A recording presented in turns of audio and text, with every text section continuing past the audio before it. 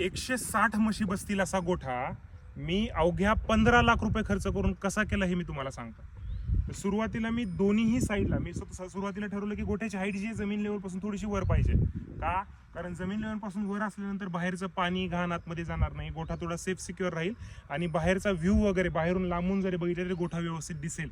तर यासाठी मला उंची वाढवून घ्यायची होती. उंची वाढवून घेण्यासाठी मी दोन्ही साईडला सुरुवातीला खड्डे केले. 35 फूट बाय 35 फूट या मापाचे 2 खड्डे जे आहेत, तर ते 2 खड्डे मी दोन्ही साईडला केले. दोन्ही खड्ड्यातून निघलेलं मटेरियल जे आहे ते मग मध्ये टाकलं. मध्ये टाकल्यानंतर दोन्ही साईडला स्लोप केला. गोठा धुतल्यानंतर सगळी जी गोठ्यातली घाण आहे ती घाण डिरेक्टली खड्ड्यामध्ये जावी आणि शेण वगैरे जे आहे ते उचलून डिरेक्टली खड्ड्यामध्ये टाकता यावं, हे प्रयोजन मी केलं. त्याच्यानंतर PCC केली 3.5 लाख रुपये. सेंटर पासून 150 फूट पलीकडे आणि 150 फूट अलीकड असं 300 फुटाची जी PCC आहे, कॉन्क्रीट जे आहे खालचं, ते करण्यासाठी 3.5 लाख रुपये खर्च